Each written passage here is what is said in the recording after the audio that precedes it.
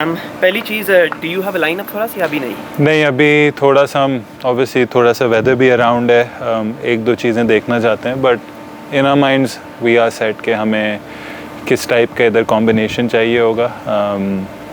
ऐसा लगता है कि पिच ऐसी है जो सीम बॉलिंग के लिए कंड्यूसिव होगी, बट ऑब्वियसली ग्राउंड ऐसा है कि इधर जो आपके स्कोरिंग शॉट्स होते हैं वो आपको उसकी वैल्यू हमेशा मिलती है। हाई फेल्ट है, ऊंचाई पर है, तो ऐसी जगह जहां आपको आई थिंक बैटिंग और सीम बॉलिंग आई थिंक की एलिमेंट्स होंगे किसी भी लाइनअप के, जैसे आपने साउथ अफ्रीका की लाइनअप देखी है। वो that's the other thing, South Africa की लाइनअप थोड़ा सा इन्फ्लुएंस कर रही है। The fact that they are going in with all pace, does that give you any indication कि पाकिस्तान को क्या करना चाहिए? I think pretty similar. इसमें कोई ऐसी चीज़ नहीं है जो दोनों टीम्स अलग आइडियाज़ से जाएंगी या स्ट्रेंथ से जाएंगी, इट्स मोर द कंडीशंस है उनकी। अगर आप बैटिंग लाइनअप भी देखें तो 9 तक कॉर्बिन बॉश हैं जो ऑलराउंडर हैं, and then 4 seamers, and you trust the seamers to do well जिस तरीके से अभी तक पिच की लुक है।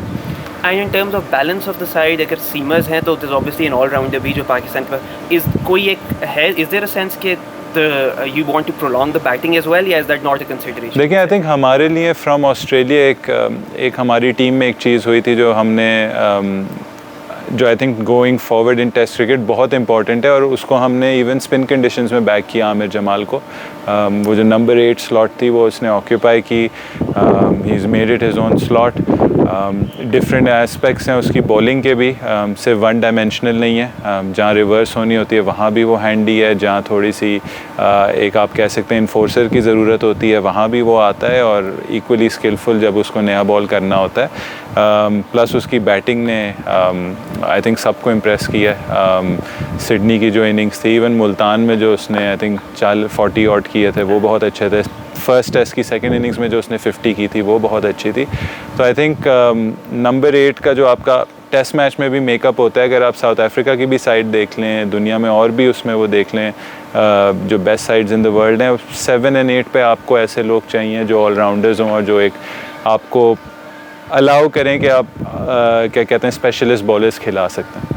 And on specialist bowlers, Mohammad Abbas obviously 3 साल बाद he's been recalled to the side. You've played a lot of county cricket, he's been doing well over there as well. कोई एक पाकिस्तान में a lot of people asked कि why वो पिछले 3 साल में साइड में नहीं आए थे। Pakistan were trying similar kinds of bowlers, but Abbas, do you know कि exactly हुआ क्या? Because you've been captain for a year, you might have an idea. हम देखें, I've been captain for a year, तो I can only speak for the conversations जो उस वक्त हुई हैं।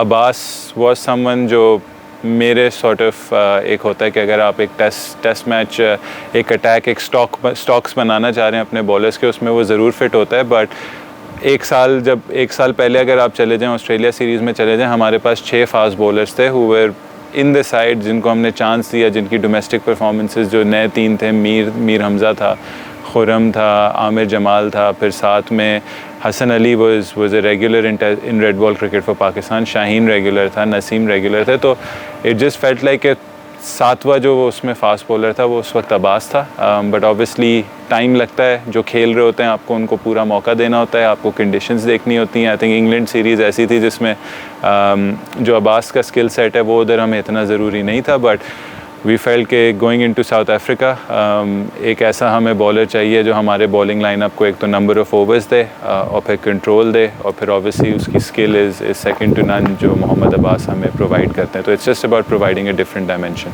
और एक फाइनल पॉइंट, आपका अपना यू किक स्टार्टेड, एक one of your kick starts for your career was here in South Africa, जब लास्ट मिनट पे you were selected. Pakistan didn't do well, लेकिन you had the sort of break through tour.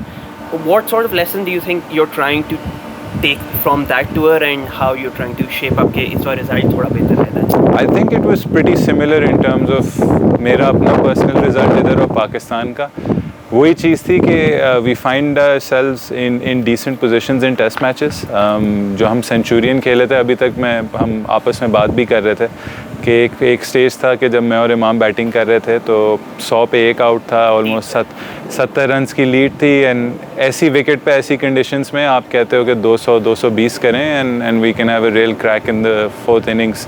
And similarly when it came to batting as well, I think I got 60s, I got 40s, so I got a lot of starts, but I think ऐसी conditions में जब when you have a start, you have to make it count, and I think that'll be the lesson for the team going forward, and as an individual going forward as well. That once you get those 40s, those 60s, you convert them into 100, and that can be match winning.